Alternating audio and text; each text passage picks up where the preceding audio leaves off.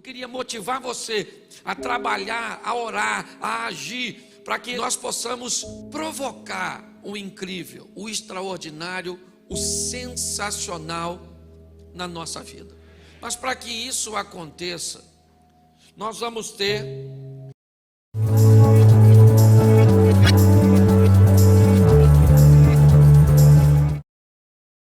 que melhorar nossa visão, ampliar nossa visibilidade. Há um tempo atrás eu preguei uma mensagem aqui sobre vista ou visão, e tratando de vista, com o propósito de dizer da realidade que te cerca, daquilo que passa uma informação para você diante dos seus olhos. E visão, na verdade, aquilo que você consegue ver que vai acontecer, independente do cenário que está ao seu redor. O grande desafio é que todas as vezes que a vista for comprometida, não permita que a visão se comprometa. Porque muitas vezes, em determinadas situações, você vai olhar o panorama, o ambiente, o cenário é totalmente desfavorável. É o que sua vista, é o que as avaliações, é o que os prognósticos, é o que as pesquisas, elas dizem. Elas não são mentirosas, não, elas são realistas, mas o que elas relatam é apenas o que está diante da vista, é o resultado que ela conseguiu obter mediante a pesquisa que fez. Porém, tem algo que pode trabalhar em cada um de nós, e talvez essa seja a diferença entre o vencedor e o perdedor. Porque o perdedor, ele compromete a visão por causa da vista, e o vencedor faz com que a visão subjugue a informação da vista. Tudo parece o contrário, tudo parece que não vai dar certo. As informações são negativas, os conselhos são adversos, mas a visão, a fé, ela vai fazer com que eu continue trabalhando, lutando, orando, me dedicando para que as coisas aconteçam. Talvez o maior milagre que você precisa não é resolver o seu problema atual, é melhorar a sua visão. Porque se você muda a sua visão, você consegue resolver o seu problema da atualidade e os vindouros. Nós temos que entender que a nossa visão precisa mudar. Ande com gente que vai abrir seus olhos, que vai te mostrar, que vai te ensinar o que você não sabe. Pare de andar com cabeça de bague, com Zé Ruela, com Zé Rosquinha, com gente que fica te mostrando fotinha, palhaçadinha, não vai te levar para lugar. Pastor, porque eu estou nessa vida? Porque você está lá que gosta. Ande com quem vai te levar para ter uma nova visão. E a mudança de ano não muda nada. O que muda são as nossas atitudes e decisões. Hoje, durante o dia, uma palavra saltou à minha mente. A palavra remoção. O ato de, ou o efeito de remover, de tirar, de mudar de lugar. Não necessariamente de destruir, de eliminar, mas simplesmente de mudar de lugar. Hoje nós temos ouvido muito a palavra ressignificar, dar um significado novo aquilo que te aconteceu. Alguns chegam a dizer que nosso ministério está diretamente condicionado às nossas dores. Na maioria das vezes é na dor. Eu tenho um ministério de família e foi a minha maior dor não ter um pai, não ter uma mãe. Dá um significado novo para isso, conseguir obter êxito na hora de remover algumas coisas. A postura de nós quando não temos compromisso com Deus. Achamos que Deus não está em primeiro lugar, que as coisas de Deus não devem ser examinadas com carinho, com respeito, com exatidão. Quando queremos abrir algumas concessões para viver o que Deus tem para nós. Eu fui esse dia num trabalho de terceira idade, tinha 40 viúvas e 3 viúvas. Eu voltei para casa doido, falando: aqui em casa você morre primeiro. Olhe para mim, preste atenção aqui. Note que quando alguém que sabe o que deve fazer e não faz, o problema é muito mais grave do que alguém que sabe o que deve fazer. Ou aquele que não sabe, recebe uma recompensa muito mais branda. Você viu na palavra da oferta, a intencionalidade daquele que faz vale muito mais do que o feito. É por isso que Jesus olha para uma oferta pequena e diz que ela é grande, por causa da intenção. Sabe quem é Obed-Edom?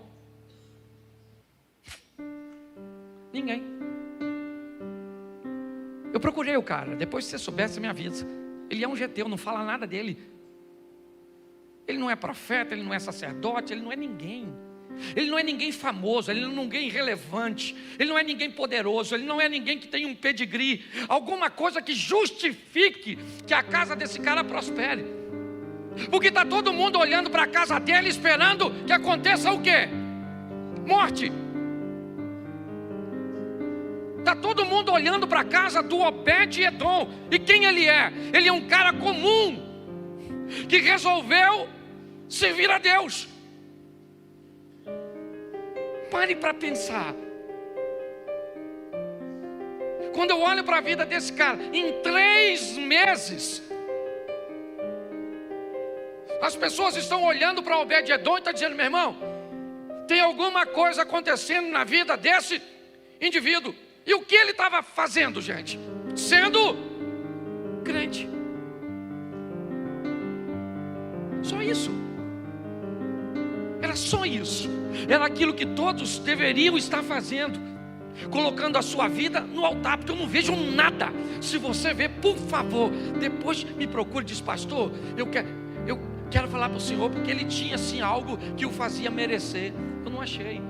Tinha alguns até que defendem que ele é de Gate, que ele é filisteu, esse cara. Mas quem ele é? Ele é alguém anônimo como você. Porque aqui menos de 1% consegue subir para fazer alguma coisa.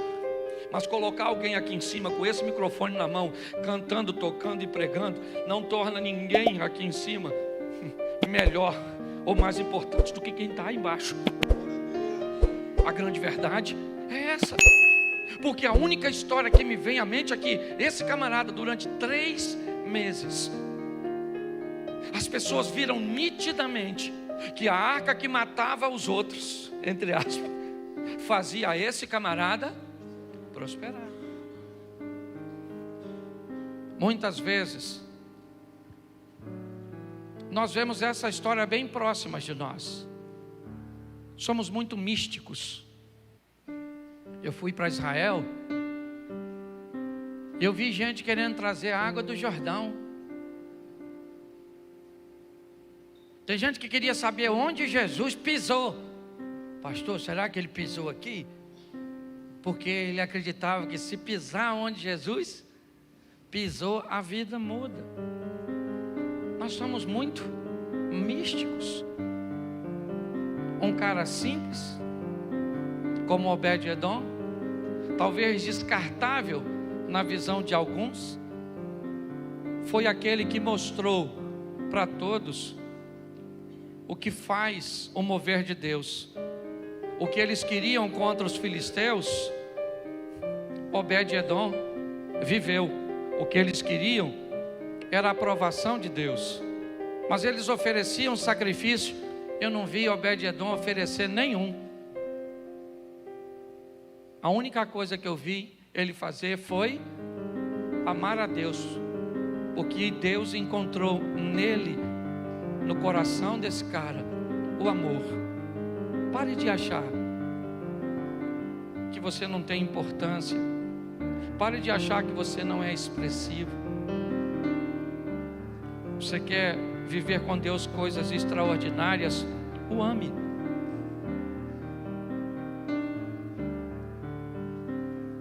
Cuide das coisas do Senhor com amor, com carinho. Pastor, e qual é a coisa que Deus mais ama e que eu devo cuidar? Você. Deus amou o mundo de tal que deu seu Filho unigênito para que todo aquele que nele crê não pereça, mas tenha. Qual é a coisa mais importante que você tem que cuidar, que é o que Deus mais ama? Você mesmo.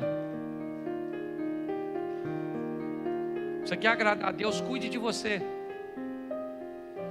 Cuide de sua saúde emocional, de sua saúde física, de sua saúde espiritual. Cuide de você de uma tal forma que as pessoas olhem para você e digam: caramba, esse camarada está igualzinho Obed-Edom. E o que ele tem? Amor. Ama o quê? Aquilo que Deus ama, que é a si mesmo. Eu queria que essa reflexão fosse conosco, para que nós possamos entender que pessoas simples podem viver coisas extraordinárias, não porque colocam uma Bíblia na frente do seu carro, não porque colocam uma estátua dentro da sua casa, não porque colocam um crucifixo, não porque colocam um rádio sintonizado cantando um louvor, não, porque colocam amor em Deus, porque ama a Deus acima de todas as coisas, e o próximo como a ti mesmo. Hoje nós estamos com medo daquilo que estamos enfrentando. Aquilo que enfrentamos hoje não vai nos vencer, porque Deus não muda. Deus está nos dando a oportunidade de rever nossos negócios, de entender que o mundo está mudando, a maneira de comprar mudou, de vender mudou, de entregar mudou, de se comunicar mudou, está mudando tudo. Tem uma história que eu gosto muito, de um camarada que estava preparando um material de estudo, e ele, para arejar a cabeça dele, ele abriu a porta e foi no jardim, só para dar uma voltinha, sabe, de tanta leitura. E aí quando ele volta para dentro de casa, que ele olhou para baixo, a perna da calça dele assim, e o sapato estava cheio de carrapicho. Pensa num troço esquisito. Você sabe o que é carrapicho? Aquele troço que gruda, assim que... E aí ele começou a tirar o carrapicho. Aí ele olhou para o carrapicho e falou: como é que esse carrapicho grudou na minha calça? O que ele tem que gruda? Menino, botou no microscópio, não inventou o velcro. Não podia ser eu. Todas as vezes que você faz assim num velcro, ó, o cara ganha um dinheiro e nós não ganhamos nada. Porque numa crise você pode viver o incrível ou pode não viver nada. Olha só, quando nós olhamos para isso, que estamos vivendo em meio a tudo isso, é uma oportunidade para Deus abrir os nossos olhos. Você vai ter que descobrir o que é prioridade para a sua vida, para a sua casa. Chega um momento da sua vida que você tem que sair de cima do muro e descobrir o que você quer de verdade. Viver uma vida, muitas vezes, mediana ou ir para o sensacional, para o incrível. Planejamento. Tem gente que não planeja nada. Faz tudo pela fé, sem planejar. Você já ouviu um texto que diz assim: os planos de Deus não podem ser frustrados? Até Deus, que é autossuficiente, todo-poderoso, faz plano. Um dia Jesus falou: estou a fim de ir lá em Betânia. Falaram para ele: então vão matar o senhor lá, viu? Ele falou: mas eu tenho um plano, eu vou de noite. Você tem plano? Olha que coisa fantástica. Neemias está diante do rei e ele está meio triste. E o rei falou: o que está acontecendo? Você está triste? Você está doente? Ele falou: não. Sabe o que é, majestade? É que a cidade do sepulcro dos meus pais estão lá, a cidade lá está assolada. Estou chateado pra caramba. Poxa, o texto fala uma coisa magnífica também: estando a rainha pertinho lá. Eu não sei porque que falou que a mulher está lá. A única explicação que eu encontrei foi que eu imagino Elias, Neemias pedindo, e falou: ó, eu estou precisando ir lá ver o sepulcro e reconstruir a cidade do sepulcro dos meus pais. A minha história é uma história de família. Eu imagino que o rei olhou para a mulher, porque é assim que nós fazemos, não é? Quando alguém pede, a gente manda às vezes para caramba, mas a mulher está do lado, você olha. Aí ela faz assim, ó. Você já notou que é? Não é assim? Nós pensamos que nós manda. Não pensa? Mas a gente pode ser quem for. A mulher está do lado, pediu.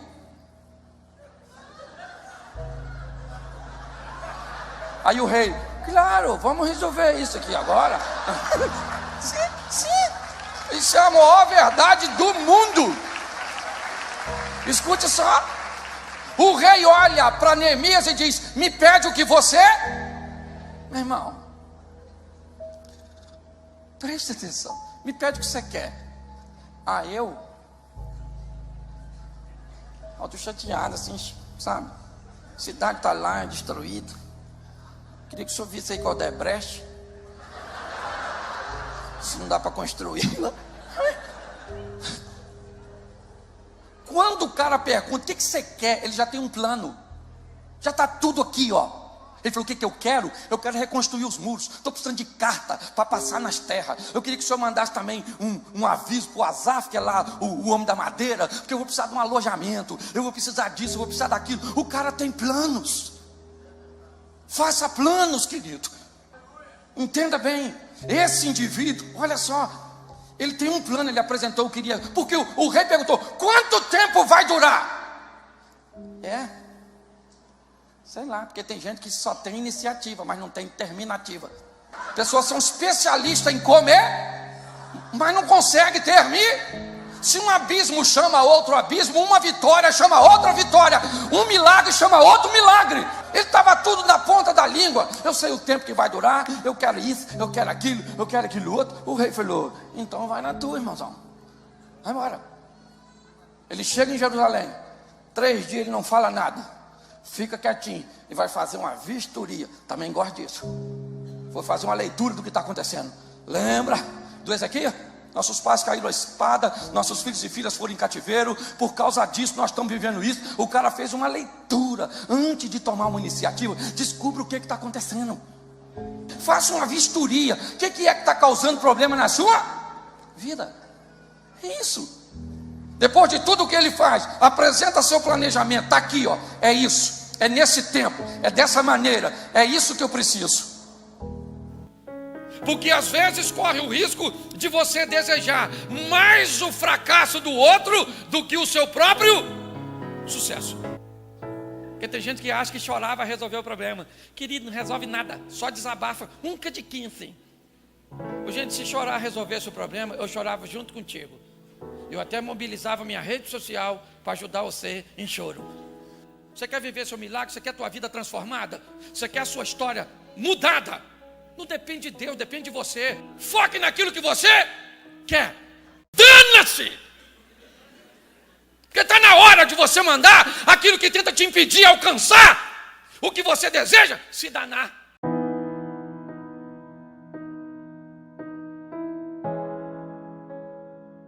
Tem gente que quer coisas muito simples, coisas que a maioria das pessoas tem, e às vezes não conseguem. Um emprego, um casamento, a casa própria, a saúde, a felicidade, amigos. Tem gente que não consegue resultados aparentemente simples.